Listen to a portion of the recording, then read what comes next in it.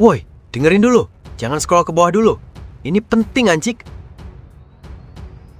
Kita harus bahas ini sekarang juga, karena kalau nggak dibahas, dunia persilatan motor-motoran bakal hampa.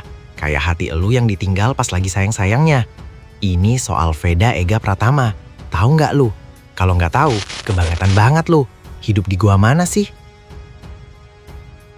Jadi gini, ceritanya kita lagi ngomongin Moto3 Thailand 2026. Tahun 2026 bro, masa depan. Mobil terbang belum ada, tapi Veda Ega Pratama udah terbang di aspal sirkuit Changburiram. Dan hasilnya gila banget. Dia finish kelima. Lu bayangin ya, finish kelima. Mungkin ada netizen maha bener yang bilang, "Yelah bang, cuma kelima doang, heboh banget kayak menang lotre." Sini 2 jitak ginjal lu. Lu tahu nggak konteksnya? Ini tuh debut bang, debut. Lu tahu arti debut nggak? Itu artinya pertama kali. Lu inget nggak pertama kali lu belajar naik motor?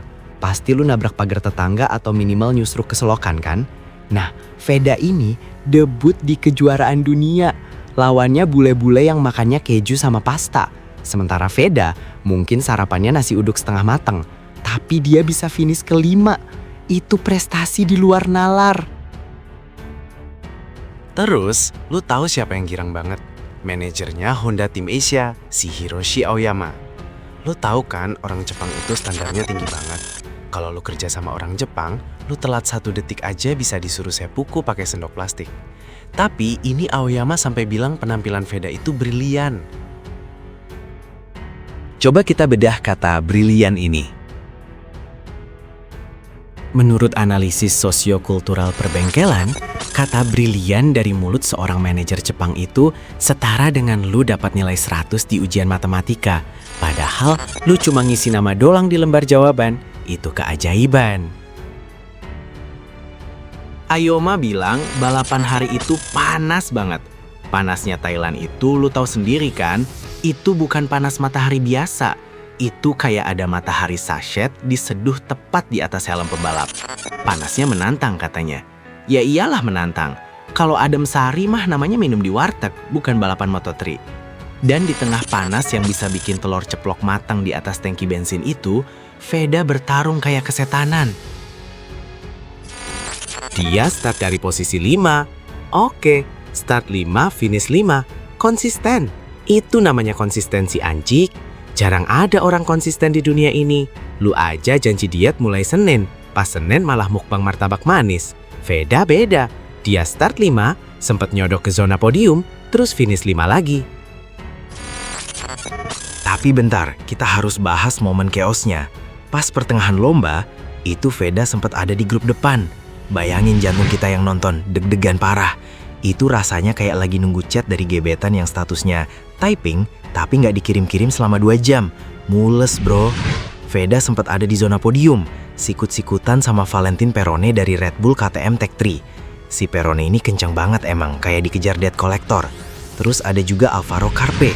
Namanya aja Carpe, mungkin dia suka makan ikan gurame. Carp. Bodo amat lah sama namanya.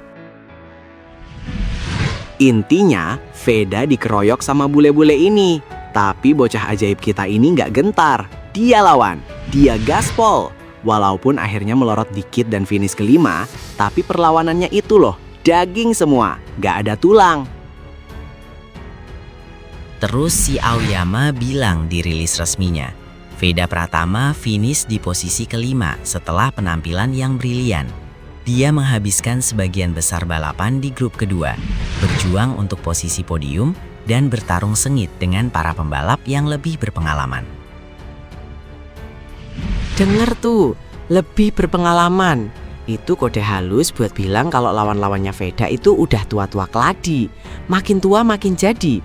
Tapi Veda yang masih bau kencur, dalam artian positif ya, wangi kencur kan enak. Berani ngelawan. Umurnya baru 17 tahun bang, 17 tahun. Lu umur 17 tahun ngapain? Paling lagi galau mikirin mau bolos les atau enggak. Veda udah mikirin cara nikung di kecepatan 200 km per jam tanpa nyium aspal. Wah, kalian dengar itu ya? Anak muda zaman now itu harusnya macam si Veda ini. Jangan cuma main TikTok joget-joget gak jelas kalian. Ini Veda, Gaspol dia. Paten kali, bah. Kalau aku jadi bapaknya, udah kupotong tumpeng setinggi Monas. Tapi ada sisi sedihnya juga nih, kita harus fair. Temen setimnya Veda, si Zen Mitani.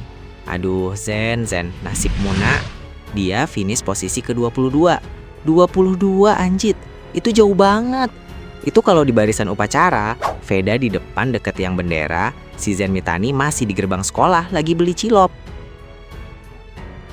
Zen Mitani ini belum dapat poin. Kasian banget. Ayo masih bilangnya diplomatis. Saya sangat senang karena kedua pembalap berhasil finish dan mendapatkan pengalaman penting. Ya iyalah pengalaman penting. Pengalaman ngeliatin knalpot orang lain dari jauh. Tapi ya udahlah, namanya juga balapan. Kadang di depan, kadang di belakang, kadang di samping trek jajan es teh. Yang bikin kita harus angkat topi setinggi-tingginya buat Veda adalah mentalnya. Aoyama menyoroti kalau Veda itu nggak takut. Itu kuncinya. Tidak gentar menghadapi rider-rider yang lebih berpengalaman. Ini kalau diibaratkan, kayak lu anak baru di tongkrongan. Terus lu berani ngajak debat senior yang udah nongkrong di situ 10 tahun soal cara nyeduh kopi yang benar. Nyali bos, nyali. Coba bayangin kalau Veda mentalnya kerupuk.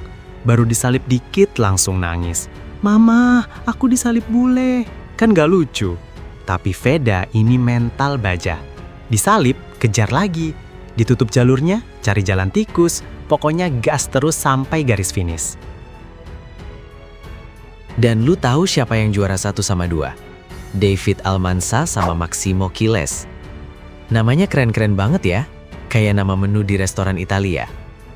Tapi tenang aja, tahun depan atau seri berikutnya, nama Veda Ega Pratama bakal ada di atas mereka. Gua yakin banget. Seyakin gua kalau besok matahari terbit dari timur, kecuali kiamat ya.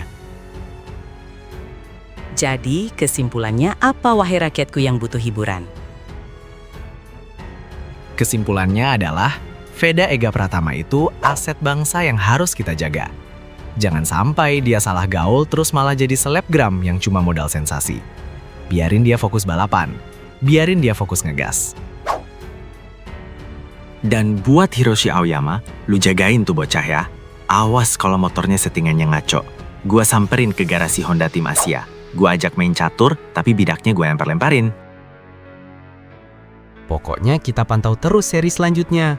Aoyama bilang, sekarang kita fokus pada balapan selanjutnya. Tuh, dengerin. Fokus. Jangan gagal fokus. Jangan pas nonton balapan malah fokus sama Umbrella Girl-nya.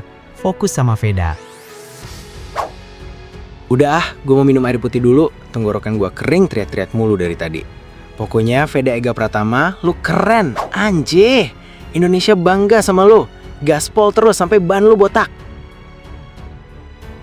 Sekian laporan pandangan mata yang sangat tidak objektif dan penuh emosi ini. Bubar jalan.